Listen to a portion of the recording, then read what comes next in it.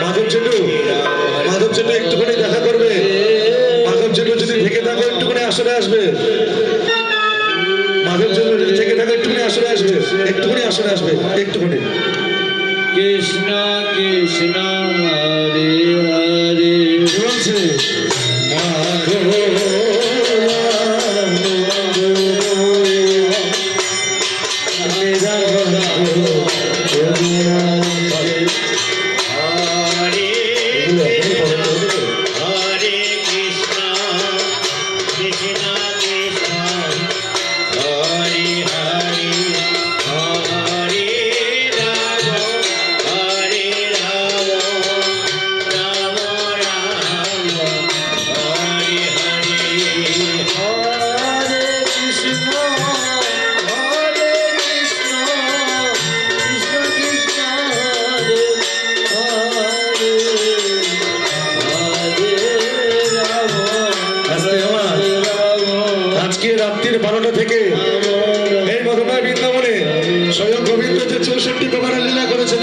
সর্বশ্রেষ্ঠ লীলা রাসলীলা এই মধুময় বৃন্দাবনে তুলে ধরবে নদিয়া চাকদা থেকে আগত শ্রী শ্রী দাদা অনুপম সম্প্রদায়।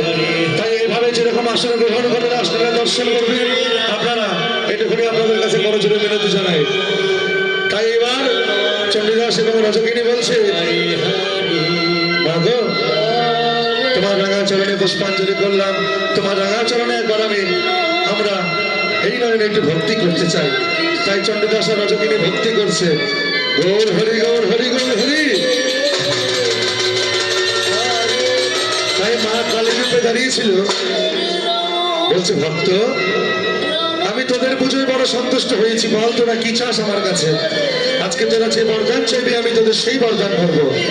বলছে মাগো যদি বর দিতেই হয় তাহলে এই বরদান করো যেন আমার আর রজকিনীর এই প্রেম এই গীতা ভাগবতের পাতায় পাতায় যেন অমর হয়ে থাকে।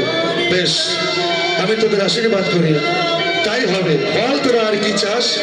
বলছে মাগো আমরা এই দুই নয়নে তোমার সেই তারপরের ভুবন মূর্তি রূপ একবার দর্শন করতে চাই। তাই ভক্তের মনোবাসনা পূর্ণ করবে বলে আপন হাসতে নিজে গোবিন্দমান মুরলী ধারণ করে তারা সেই পূর্ণ রূপ দর্শন করাচ্ছে। আজকে চণ্ডীদাস এবং রজকিনীকে তারপরে সেই ভুবন মূর্তি রূপ দর্শন করালেন। আজকে ভক্ত ভগবানের মিলন হলো। সবাই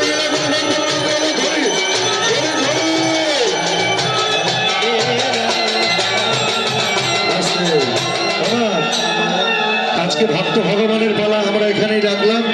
রাত্রির 12টা থেকে হবে রাস, আপনারা সবাই আসবেন।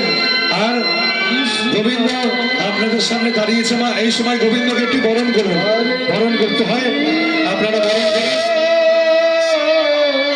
আর কোনো মা যদি চায় গোবিন্দ হস্তে দান করবেন, আমরা